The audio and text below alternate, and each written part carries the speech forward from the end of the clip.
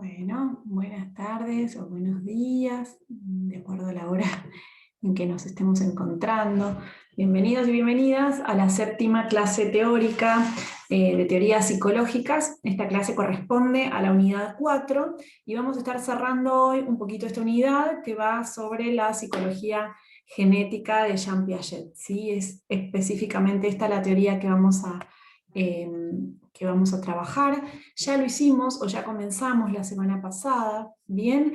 Y vamos a retomar acá un poquito el programa para mirar qué puntitos ya trabajamos y con cuáles vamos a seguir, ¿bien? En primer lugar, bueno, el objeto de estudio de Jean Piaget, esto ya lo hemos comenzado a conversar,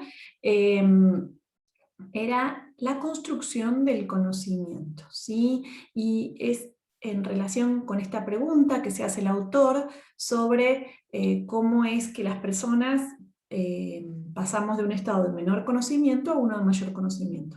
Y vamos a recordar que aquí la palabra conocimiento tenía un significado especial. Vamos a volver a trabajar sobre esto en la clase de hoy. Bien, contexto de surgimiento. Nos habíamos ubicado la semana pasada en que esta teoría era una teoría con la que en la línea histórica que veníamos trabajando teníamos que volver un poquitito para atrás, y nos volvíamos a Europa, específicamente a Suiza, y entonces este autor, Jean Piaget, comienza observando niños y niñas en Francia, en Suiza, pero la teoría normalmente la situamos en la ciudad de Ginebra, que es Suiza. Bien, el sujeto epistémico, génesis y equilibrio de las estructuras. Esto lo empezamos a trabajar la semana pasada, y quisiera acá aclarar que cuando decimos sujeto epistémico, estamos haciendo referencia a qué de toda la complejidad del ser humano se va a dirigir la mirada en esta teoría, ¿sí? ¿Qué recorte se va a hacer? Bueno, se va a hacer recorte de lo epistémico, que significa aquello ligado al conocimiento, ¿bien? Y decíamos recién que la idea de conocimiento aquí tiene que ver con, no con los contenidos, ¿sí? Solamente, si bien los contenidos son una parte de nuestra cognición, sino también con las estructuras, ¿sí? Con las herramientas con las que tenemos para captar la realidad y procesarla, y esas estructuras van a sufrir momentos de equilibrio, o vamos a estar todo el tiempo buscando o van a estar buscando el equilibrio, pero también van a tener momentos de desequilibrio, ¿bien?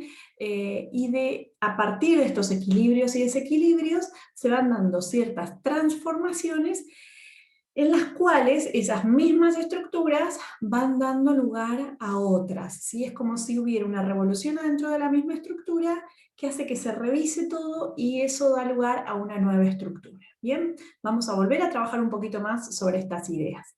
Bien, las estructuras entonces es esto que se va a modificar a lo largo de la vida de las personas, y hay algunas cosas que no se van a modificar, ¿sí? Esas las llamamos las invariantes, y acá la palabra invariantes nos da la pista, que no varían. Es decir, toda la vida, todos los seres humanos, estamos buscando adaptarnos al medio en el que nos encontramos, que nos toca vivir, y organizar, y esas estructuras tienden a organizarse, ¿sí? Vamos a...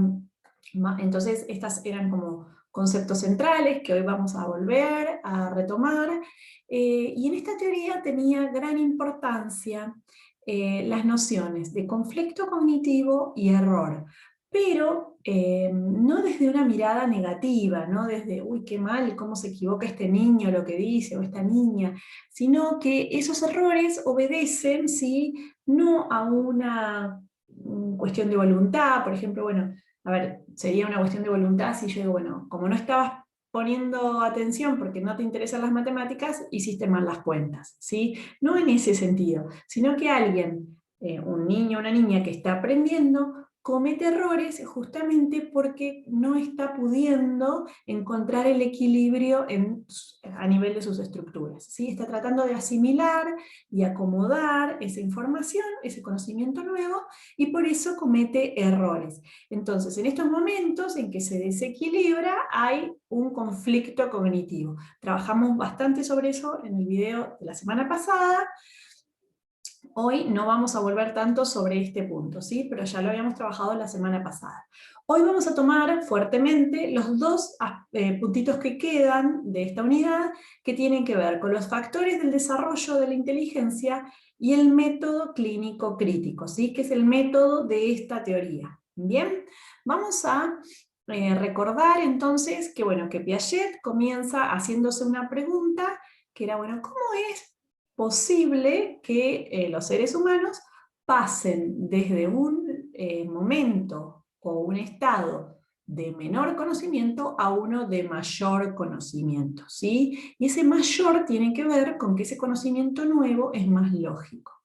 Y la idea de conocimiento dijimos que no tenía que ver solo con contenidos. ¿Bien?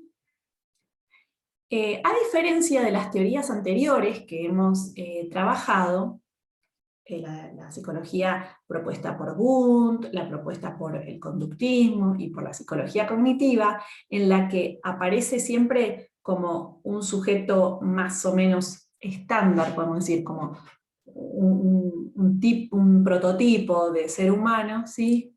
Y no se diferencia si es un niño, un adulto. Pareciera que, a ver, para el conductismo, los comportamientos tienen que ver con asociaciones, y habíamos dicho que no importaba si eran animales, si eran seres humanos grandes, más pequeños, no importaba. O la psicología cognitiva, cuando habla de una mente que procesa información, tampoco distingue qué ocurre o cómo llega esa mente a ser así, porque esa mente es tácitamente una mente de un adulto. En esta perspectiva de Jean Piaget, es la primera vez que nosotros nos encontramos con esta perspectiva evolutiva. ¿Y qué significa evolutiva? Bueno, fíjense en este dibujo, cómo ese niño va creciendo, va evolucionando desde ese bebé que está apenas sentadito, luego gatea y puede irse hacia los objetos. Luego fíjense cómo explora, ya luego más con mayores herramientas cognitivas puede pesar, usar un instrumento de medición que incluye conocer números, y finalmente pareciera que llegó a escribir un libro, ¿sí? Pero bueno, ¿cómo ha evolucionado, ¿sí? esta persona para pasar desde ese estado de menor conocimiento a uno de mayor conocimiento? Bien, por eso esta perspectiva se la llama también genética. Esta idea de génesis tiene que ver con el origen de de dónde surgen cada una de las estructuras. Lo otro que yo les había señalado la semana pasada es que normalmente hacemos este dibujo cuando pensamos en algo que evoluciona, ¿sí? Pero que la evolución, en el caso de la teoría de Piaget, no es como una escalerita, es más bien como una espiral. Enseguida vamos a ver un ejemplo de esto. ¿Bien? Vamos a repasar algunos de los conceptos que trabajamos la semana pasada, y nosotros habíamos trabajado la noción de estructuras, ¿sí? Que se acuerdan que era la parte que sí cambiaba del sistema cognitivo, ¿sí? Las estructuras sí cambian. Bien, bueno, a ver, por eso, porque la teoría va a prestar atención a las estructuras y a cómo se generan, a veces se llama o se dice que esta teoría tiene una base epistemológica basada en un estructuralismo genético. Entonces, cuando se usa esta calificación para esta teoría, quiere decir esto, ¿sí? Que se preocupa por las estructuras y por su conformación, ¿sí? Miren, otra vez tenemos estas fotos de distintas personas que están en distintos momentos evolutivos, ¿sí? Pero bueno, nos podríamos preguntar cómo es que cada uno llegó hasta ese momento, ¿sí? En su evolución. Todo comienza con los esquemas de acción, ¿sí? Que se originan en los reflejos cuando un bebé nace, ¿sí? Un bebé nace con un reflejo como la succión, ¿sí? Y luego, a través de ese mismo reflejo, empieza a querer conocer el mundo. ¿Bien? Entonces, la succión, por ejemplo, se convierte en un esquema de acción. ¿Por qué? Va a permitir conocer las cosas, ¿cómo? Chupándolas. Y eso es lo que hacen los bebés, ¿sí? Entonces un bebé al principio se chupa la manito, chupa la sabanita, chupa el sonajero, ¿sí? Y con ese esquema de acción, ¿sí? Va a empezar a querer conocer el mundo, ¿bien? Van apareciendo a medida que el bebé se va desarrollando, ¿sí? Y acá es muy importante que ese bebé al principio, por ejemplo, no maneja la cabeza y entonces queda mirando el lugar donde la mamá o el cuidador lo pone, ¿sí? Y después ese bebé se empieza a poder girar, puede empezar a girar la cabeza y puede ver distintas cosas. A veces los bebés están mirando el techo nada más. A medida que se puede sentar, logra otra perspectiva, bueno, y entonces a medida que va evolucionando van apareciendo nuevos esquemas de acción que se empiezan a coordinar entre sí, ¿sí? Más esquemas que se van coordinando, ¿sí? Y entonces finalmente cuando se integran, ¿sí? Podemos decir que se empiezan a generar, digamos, esta idea de estructuras, herramientas para comprender el mundo, y entonces cada vez que aparezcan objetos, ¿sí? Y las personas intentamos comprenderlos, conocerlos desde estos esquemas de acción, desde estas estructuras de nuestra mente, ¿sí? Cuando vamos interactuando, hablábamos la semana pasada de este doble proceso, ¿sí? De la asimilación de ese objeto, que es cuando el bebé o el niño aplica su estructura, su esquema de acción al objeto. Luego el objeto, al ser asimilado, genera una acomodación en las estructuras, se modifica la estructura. Bien, entonces a medida que las personas van interactuando con objetos, ¿sí? Se van modificando las estructuras. Bien, algo que es muy importante, ustedes lo van a encontrar en algunos de los textos que tenemos de la lectura obligatoria, por ejemplo, en el texto de la ficha de cátedra de Calvet, lo tenemos también en el otro texto de Álvarez Martínez, ¿sí? Son los diferentes estadios del desarrollo cognitivo. Bien, este tema nosotros en esta materia no lo vamos a profundizar porque es justamente lo que ustedes van a profundizar en la correlativa posterior, ¿sí? Cuando vean la materia niño, que le dicen, que sería la psicología evolutiva infantil. ¿Bien? Bueno, los niños pasan, cuando nacen, decíamos entonces, que pasan por un primer momento donde hay unas estructuras que son típicas de ese momento que tienen que ver con, o están reunidas en el estadio sensorio-motor, ¿sí? En ese momento entonces los niños quieren conocer el mundo y lo hacen a través, ¿sí? De estas estructuras.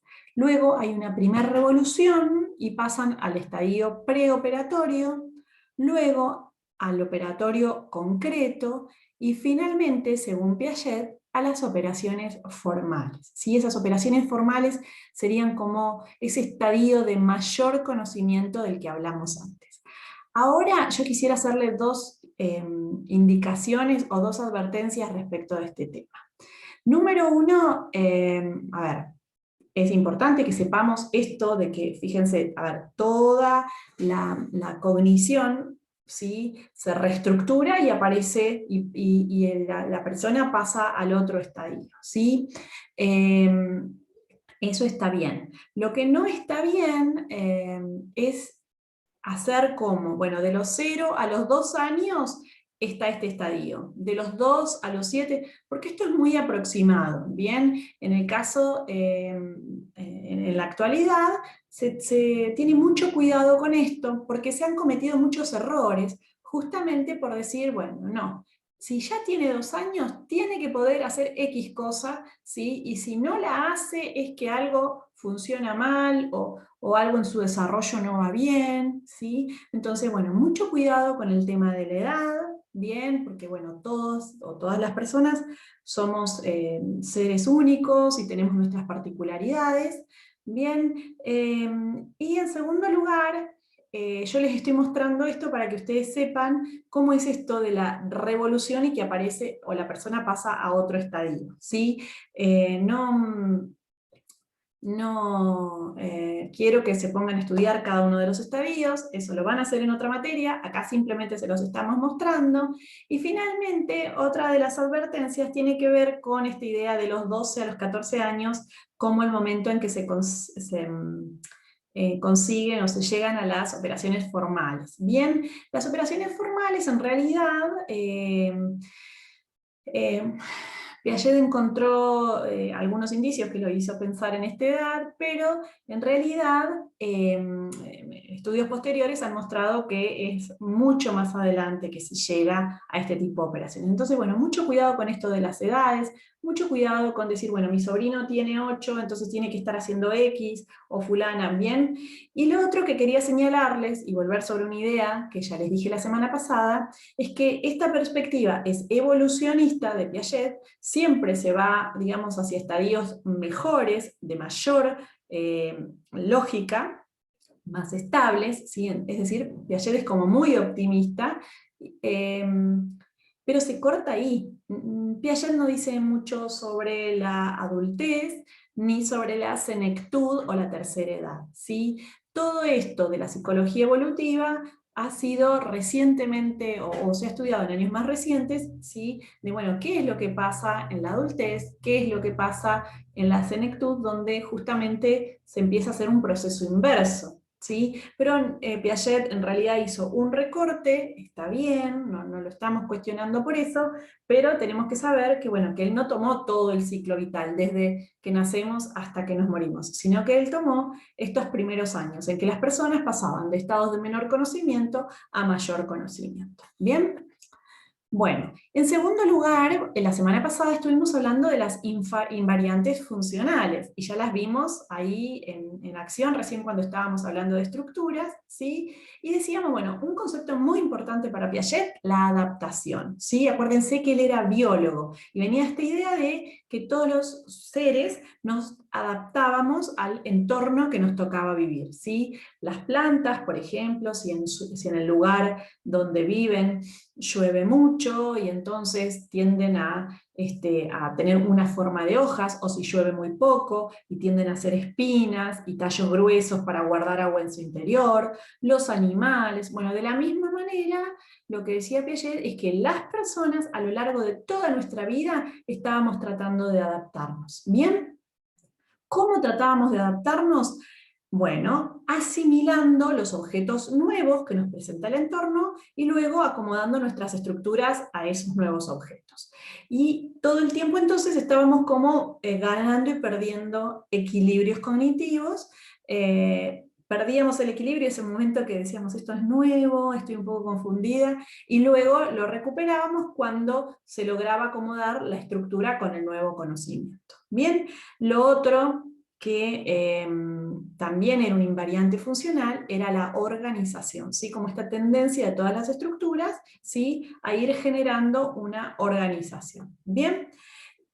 En tercer lugar, la tercera línea de conceptos centrales de la teoría piagetiana son los contenidos de la cognición. Bien, y acá sí podemos hablar, bueno, el mundo físico, natural, social, ¿sí? Nos presenta objetos nuevos y nosotros en nuestro sistema cognitivo vamos representando eso, decíamos, como forma de percepciones, recuerdos, conceptos. Bueno, a ver, ¿cuál puede ser un error que nos obstaculice comprender esta teoría? Bueno, muchas veces cuando nosotros decimos conocimiento, solamente estamos mirando los contenidos de la cognición, ¿sí? Y nos cuesta pensar mucho en los mecanismos, ¿sí? Por los cuales nosotros podemos aprender cosas nuevas, por las cuales podemos cambiar nuestras formas de ver el mundo, ¿sí? Entonces, bueno, pensemos que cuando Piaget dice que va a estudiar el sujeto epistémico, el sujeto que conoce, no está pensando solamente en los contenidos de la cognición, sino que está pensando en las estructuras y en las invariantes funcionales, que vienen a ser más bien los mecanismos, ¿sí?, de funcionamiento de la mente.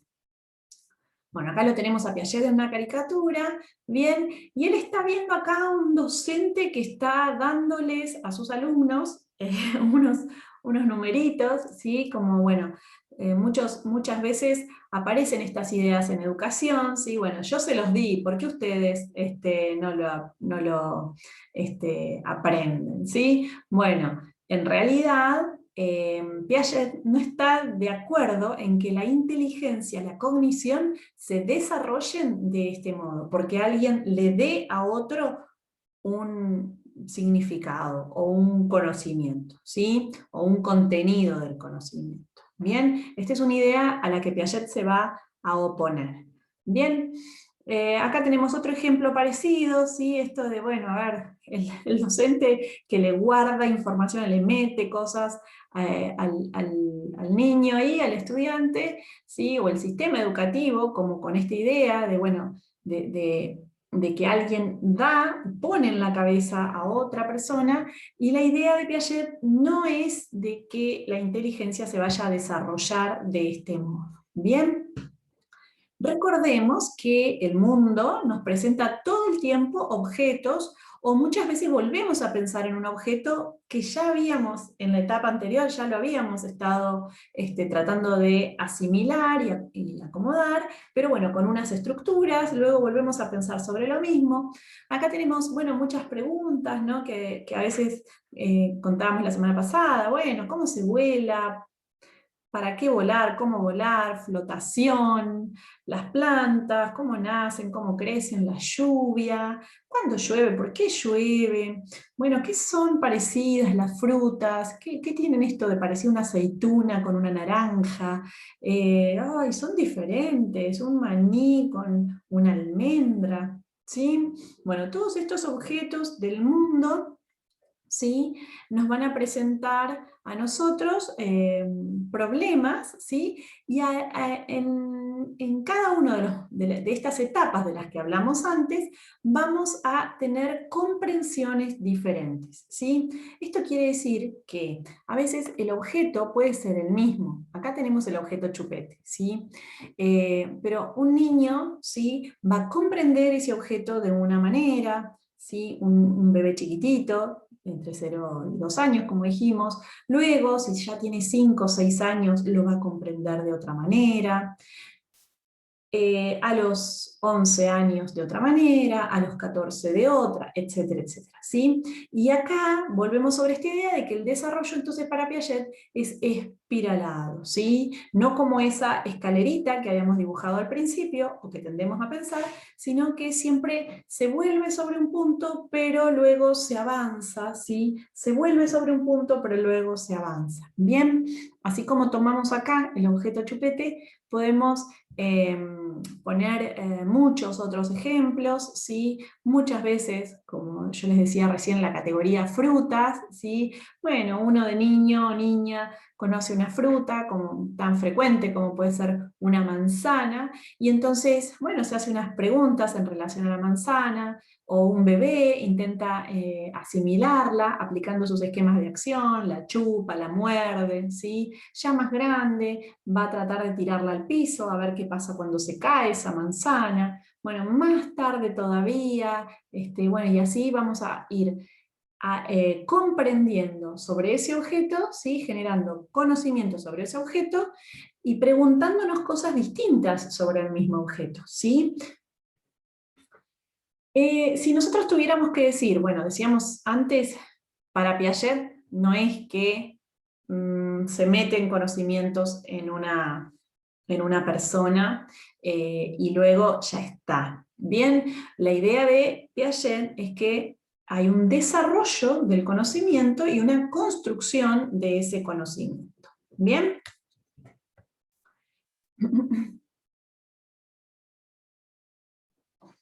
En esta filmina nosotros tenemos los 4 factores que afectan el conocimiento según Bueno, decía que en esta filmina nosotros tenemos los factores que afectan el desarrollo según Piaget. Bien, en primer lugar tenemos las condiciones biológicas y la maduración. Ahora vamos a hablar un poquito de esto, pero tiene que ver con aquello que heredamos genéticamente, ¿no? Con nuestro cerebro, con nuestro sistema nervioso central y periférico. Tiene que ver, el segundo factor son las experiencias, ¿sí? Que tienen las personas, y las experiencias implican una acción activa de la persona sobre el objeto, tratando de asimilar y acomodar asimilar ese objeto, sus estructuras, y acomodar esas estructuras con el nuevo conocimiento. El tercer factor de desarrollo es la transmisión social, que tiene que ver con ese intercambio de ideas entre personas, es decir, interaccionar con otros, que normalmente son mayores, pero pueden ser también otros niños o niñas. Y el cuarto factor es la equilibración o equilibrio, que tiene que ver con la regulación entre esas estructuras entre sí, ¿no? O esos aprendizajes entre sí.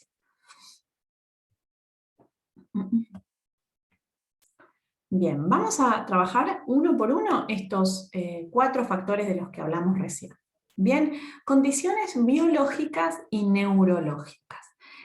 Algo de esto ustedes han trabajado en una materia que tienen en primer año, que tiene que ver con los fundamentos psicobiológicos, creo, del aprendizaje. Bien, no todas las personas tenemos exactamente el mismo cerebro, y no todos tenemos el mismo sistema nervioso cuando nacemos. Bien, de la misma manera, todos traemos algunas reglas de funcionamiento y de cómo va a ser ese sistema nervioso central y periférico en nuestra vida, ¿sí? Todo esto lo heredamos, ¿sí? Esta herencia que viene de la parte más genética, de lo que nos heredan nuestros papás en los genes, y también de una herencia que tiene que ver con ese tiempo que estuvimos en la panza de nuestra mamá, y que recibimos ahí, bueno, por ejemplo, buen alimento o no, si la mamá era alcohólica o fumaba, o bueno, ahí también hay un montón de factores, ¿sí? Que van a hacer que al momento del nacimiento no todos tengamos, ¿sí? Igualdad en el inicio, ¿bien? Cuando nosotros decíamos recién, bueno, hay una herencia, un cerebro, ¿sí? Vamos a suponer, o Piaget supone, para su teoría, bueno, un cerebro sano, ¿sí? Y las reglas con las cuales va a evolucionar ese sistema nervioso, ¿sí? De alguna manera, podríamos llamarlo la maduración. Bien, y acá hay una expresión que ustedes se van a encontrar en los textos, que a mí me gustaría explicárselas. Y esta maduración, ¿sí? Es una condición necesaria, pero no suficiente. ¿Bien? ¿Qué quiere decir esto? Que si yo dejo este factor, solamente la maduración, ¿sí? La maduración sola no va a permitir el desarrollo, ¿sí? Las condiciones biológicas y neurológicas y la maduración, ¿sí? No van a hacer que la persona se desarrolle. Hacen falta los otros elementos. Por eso, este es un elemento que tiene que estar de base. Si no hay un sistema nervioso, un cerebro que funcione, bueno, entonces no habrá desarrollo, no podrá haber aprendizajes. Por eso decimos, es como la línea de base, tiene que estar. Ahora, si una persona no tiene interacción social, no tiene experiencias con los objetos, y no, bueno, en esos casos, que son los factores que vamos a ver enseguida, la sola maduración no alcanza para el desarrollo, ¿sí? Esto es muy importante porque muchas veces no se revisan cuestiones porque simplemente se dice, no, este niño o esta niña es inmaduro, ¿sí? Por ejemplo, hay algunas ideas del sentido popular que tienen que ver con, por ejemplo, con cambiar los dientes. Y dicen, no, no aprende a leer porque todavía no cambió los dientes de leche, ¿sí? Entonces, cuando cambie los dientes de leche, ahí va a aprender la lectoescritura. ¿sí? Entonces hay una idea ahí de que la maduración va a promover el desarrollo, ¿sí? Cuando pase el tiempo y cuando otros indicadores muestren que ese niño está más desarrollado, entonces, bueno, eso va a promover el desarrollo. Y Piaget estaría en contra de esta idea, ¿sí? Porque diría, bueno, la sola maduración no alcanza. Esto es muy importante para las acciones que nosotras vamos a tomar como futuras docentes. Voy a volver sobre este punto más adelante. Acá hay una seño, por ejemplo, que está tratando de enseñar algo al niño, el niño vamos a suponer que no logra hacerlo, que no puede aprender, y dice, bueno, no importa si no te sale, solo hay que esperar, ¿sí? Y en ocasiones solo hay que esperar, pero en ocasiones también tenemos que revisar estos otros factores del desarrollo que yo les voy a contar ahora, ¿sí? Si yo me quedo con la idea de que el tiempo alcanza, tal vez estoy privando a ese niño o a esa niña de encontrar ahora la solución de por qué no está pudiendo aprender, ¿sí? Acá vamos al segundo factor, y acá este es muy importante en el nivel inicial, ¿sí? Porque son las experiencias con los objetos. Y el nivel inicial, o mucho del currículum de nivel inicial, se orienta a generar experiencias lúdicas, ¿sí? Experiencias de los niños y las niñas, ¿sí? Con distintos objetos. Bien, por ejemplo, le presento distintas texturas, le presento distintos colores, le presento al niño, o le propongo que juguemos con instrumentos musicales, le propongo que juguemos con disfraces, les propongo que juguemos con masa, que exploremos las pinturas con las partes del cuerpo y que hagamos digitopuntura, o no sé cómo se llama cuando pintamos con los pies. Bueno, todo eso estoy buscando que el niño tenga distintas experiencias, ¿sí?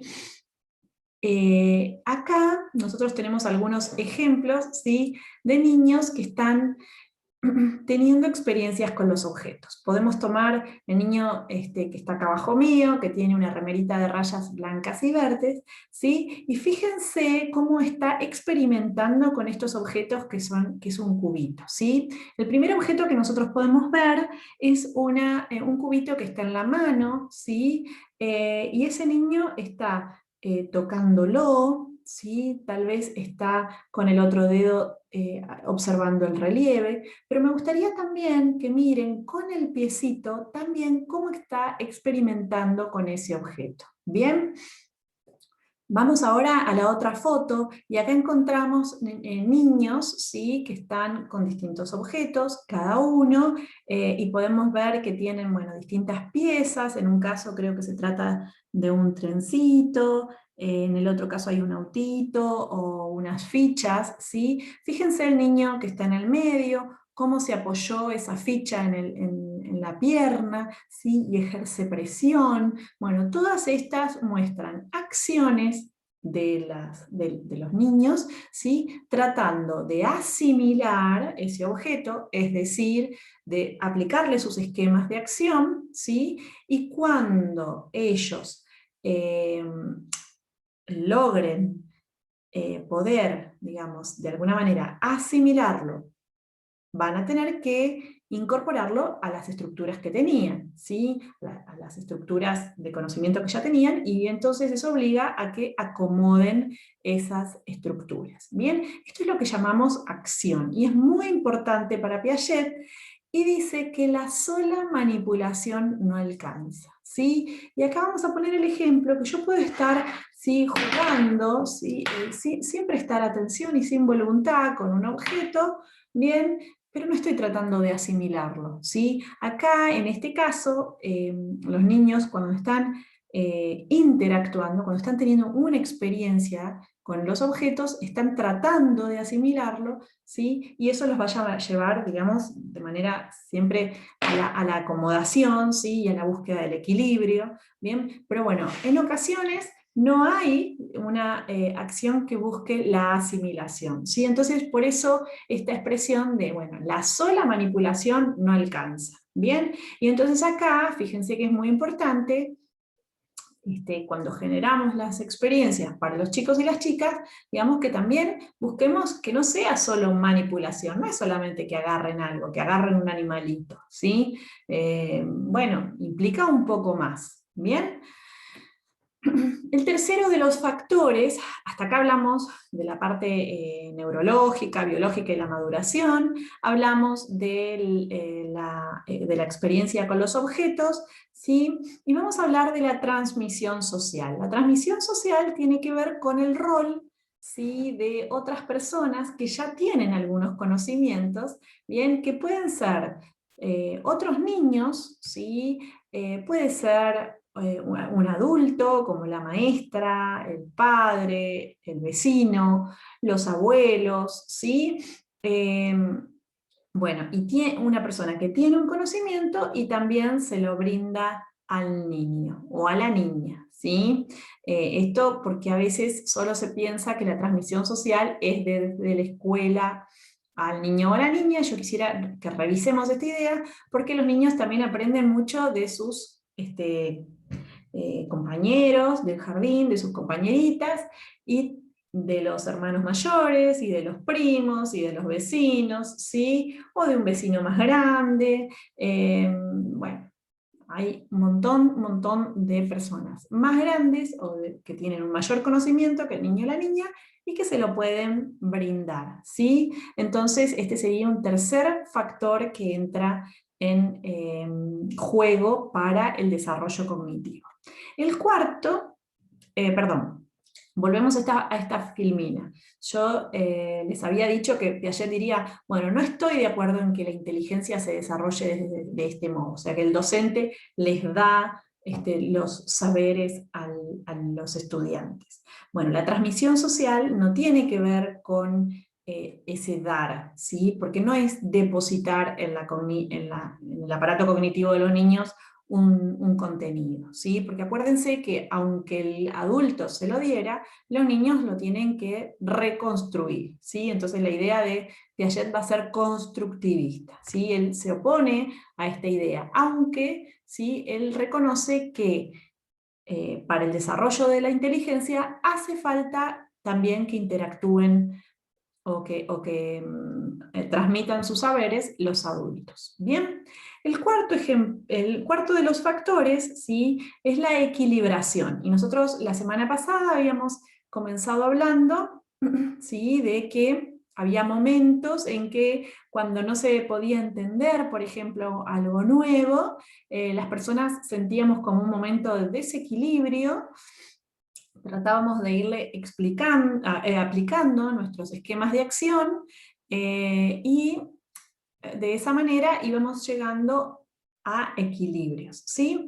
Yo voy a poner un ejemplo acá, que es cuando nosotros vamos a un shopping, ¿sí?, y no sabemos cómo abrir una canilla, ¿sí? Nosotros casi todos tenemos en nuestra casa una canilla que tiene una crucecita que nosotros giramos, ¿sí?, y de esa manera se abre la canilla. O también tenemos los monocomandos, digamos, que son esas que uno levanta una palanca y sale el agua. Bien, bueno, cuando nosotros llegamos a un lugar como un shopping, donde hay un sistema de canillas nuevo, empezamos a querer aplicar todos los esquemas de acción que teníamos, ¿sí? Y entonces yo miro, por ejemplo, y la canilla no tiene la cruz. Entonces trato de decir, bueno, ¿qué giro? Y no encuentro nada que gire. Y entonces no puedo girar. Y bueno, entonces ahí me siento un poquito molesta. Y digo, bueno, a ver, ¿será que tengo que levantar como en la palanca? Y no, tampoco. Bueno, tal vez yo encuentro que arriba de la canilla hay un botón que pisar, ¿sí? Y entonces ahí digo, ahora tengo un nuevo esquema de acción para abrir canillas, ¿sí? Y entonces eso obliga a que yo reestructure mis ideas de cómo abrir canillas. Ahora pasa el tiempo y yo voy a otro lugar y veo la canilla y de repente digo, ay, bueno, no puedo abrir como en la crucecita, no hay una palanca, no hay un botón para apretar. Y empiezo a hacer, digamos, una exploración que tiene que ver con aplicar distintos patrones de acción. Y a veces por error pasamos la mano y solamente, porque pasamos la mano por adelante de la canilla, sale agua. Y entonces algo funcionó, lo volvemos a hacer y decimos, ah, mira, hay una lucecita que detecta, ¿sí? Un láser que detecta cuando yo paso la mano. Entonces yo no tengo ni que enroscar, ni que jalar la palanca, ni que apretar el botón. Acá lo que tengo que hacer es pasar la mano por adelante de la canilla, ¿sí? Bueno, de esa manera empezamos y vamos todo el tiempo perdiendo equilibrios, voy, viajo a otro lugar y no me sirve lo de la canilla que gira, no me sirve, bueno, y entonces voy a ir todo el tiempo perdiendo equilibrios y luego del momento de asimilación, acomodación, la cognición trata de llegar a un nuevo equilibrio, ¿sí? Esta tendencia a la equilibración es el factor que Piaget va a decir que es muy importante y le va a decir, le va a poner el adjetivo de medular. Algo es medular cuando es la columna, lo que sostiene todo el desarrollo. ¿Bien? ¿Por qué es tan importante? Porque va a organizar el desarrollo, ¿sí? O sea, todo el tiempo las personas van a estar perdiendo equilibrios, ¿sí? O en desequilibrios cognitivos, como decíamos la semana pasada, y buscando equilibrios, ¿sí? Y cuando se logra esto, que aparece esta palabra medio rara que es equilibración, pero no es más que el equilibrio, ¿sí? Se va organizando el desarrollo. ¿Bien? Entonces, decíamos antes que los objetos de la realidad nos plantean todo el tiempo problemas o preguntas o nos desafían a nuestra cognición, ¿sí? Por ejemplo, vamos a la verdulería y el verdulero dice, ¿vio que llegaron los kakis? Y yo, ay, yo nunca probé kaki. A ver, lo voy a oler, lo voy a tocar, ¿sí? Ay, no sé si llevarme porque es medio caro. Voy a ver si es algo blandito. Bueno, fíjense cómo estoy aplicando esquemas de acción para conocer ese objeto, ¿sí?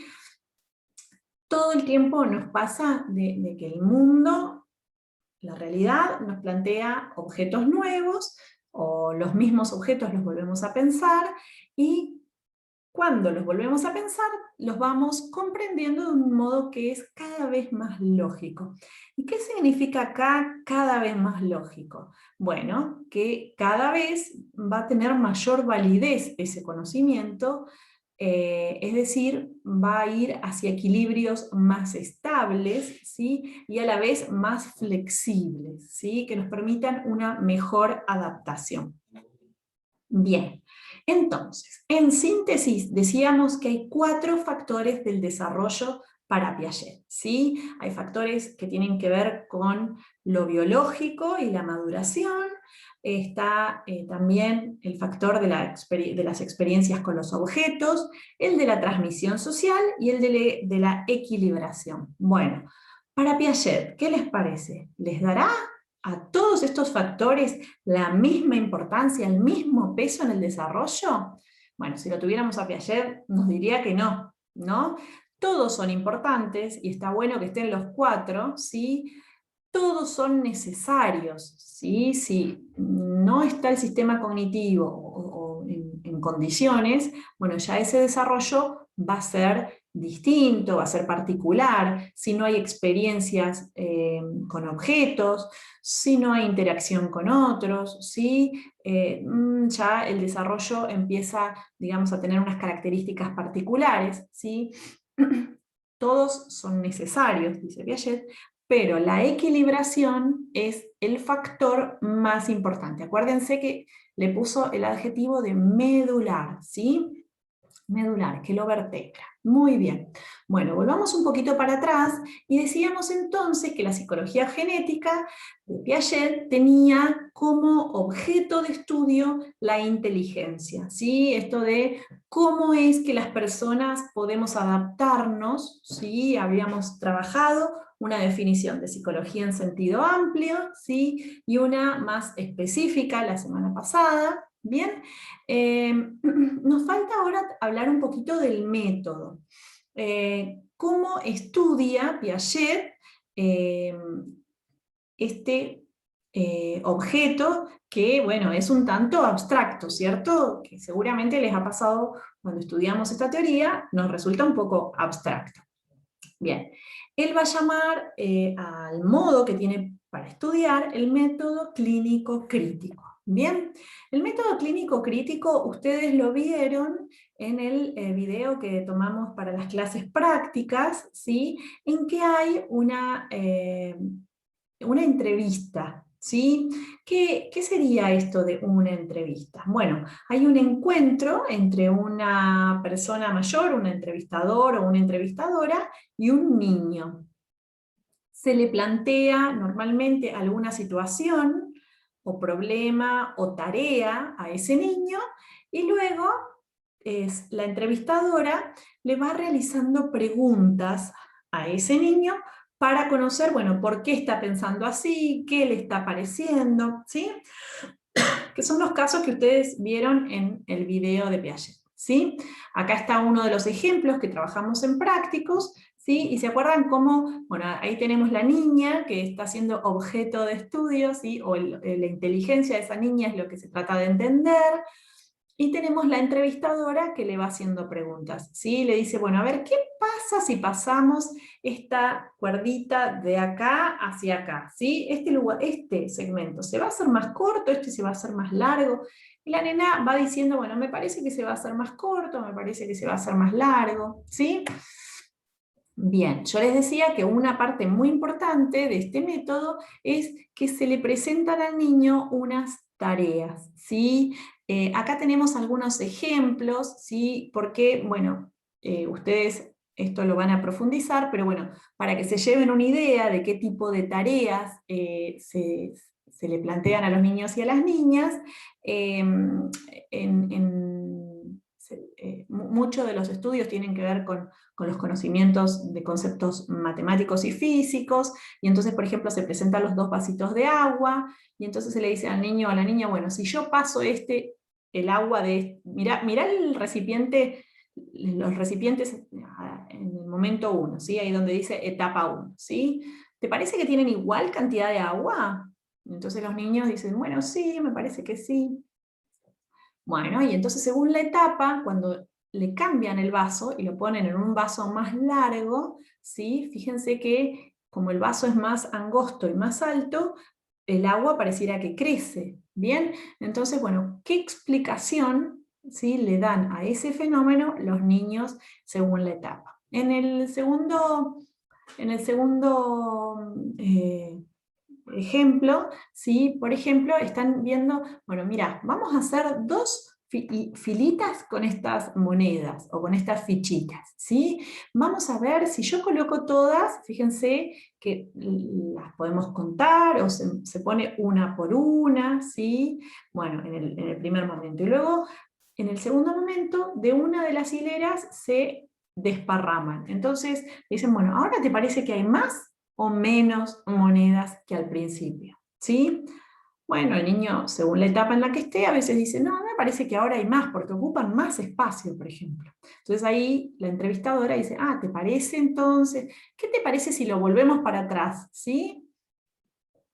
Y vuelven a colocarlas como en el momento 1. ¿Te parece que ahora, que recién cuando estaban más separadas, había más? Bueno, y entonces están chequeando a ver cómo ese niño está pudiendo asimilar, ¿sí?, ese objeto, ¿sí?, con qué estructuras y con qué esquemas de acción. Bien, acá tenemos otro ejemplo, ¿sí?, con barritas, ¿sí?, en las que se las corre del lugar para ver si pueden saber si se conservó la longitud. Bien, acá tenemos más ejemplos en los que, bueno, ahí está el ejemplo de las fichitas que les contaba recién. Luego, si se les pide a los chicos, se les muestra 2 soguitas, por ejemplo, que tienen la misma distancia o el mismo largo, y una se la enrosca un poquito, entonces, bueno, ¿ahora te parece que las 2 miden lo mismo? ¿Todavía miden lo mismo? Bien, el del vaso de agua que ya se los conté. Hay una con masa, ¿sí?, que es muy linda también porque les muestran una bolita de masa y otra bolita que es igual, y a una de las bolitas la achato y la hago una viborita. Entonces digo, ¿te parece que hay más masa, que hay menos masa? Bueno, se le van haciendo preguntas así para ver cómo es que están esos niños pensando esos objetos. ¿Bien? Es decir, en el método clínico crítico se le presenta una tarea a los niños y se les va haciendo preguntas, ¿sí? Por eso tiene esta segunda parte, o este segundo componente, el método, que es muy interesante porque se interactúa con el niño, con la niña, se le hacen preguntas y en función de la respuesta que dan, se le vuelve a hacer más preguntas, ¿sí? Acá tenemos un ejemplo, ¿sí? En este caso sería algo así como, bueno, le pregunta a la entrevistadora, ¿te parece que los dos vasos tienen la misma cantidad de agua? Sí, los dos vasos son iguales, dice la nena. ¿Te parece que si lo paso a este otro vaso, qué va a pasar? Me parece que el agua se va a hacer más poquita. ¿Probamos? Sí, dale, ahora lo paso yo. ¿Qué te parece que ocurrió? Algo debe haber cambiado, dice la nena. Sí, bueno, este es un ejemplo, ¿sí?, de entrevista clínico-crítica. ¿Qué se hace luego?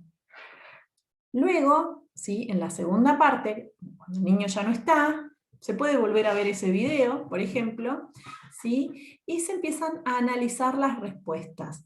¿Por qué ese niño o esa niña respondieron de esa manera? ¿Sí? ¿Qué ocurría con su conocimiento, con sus estructuras, con sus contenidos, ¿sí?, que hacían que ella o él dijera, por ejemplo, que la bolita cuando era aplastada, cuando la masa cuando estaba como vigorita, era más que si yo la hacía una pelotita a la misma masa, ¿sí? Bueno, entonces, para ir cerrando, acá tenemos otra vez a Piaget, que nos dice, bueno, este método, ¿sí?, el método de Piaget, que lo vamos a llamar clínico-crítico, ¿sí? Bueno, ¿se parece al método propuesto por Watson? Es decir, al método del conductismo. Bueno, vamos a ver que hay algunas similitudes y otras diferencias, ¿sí? Primero que nada, en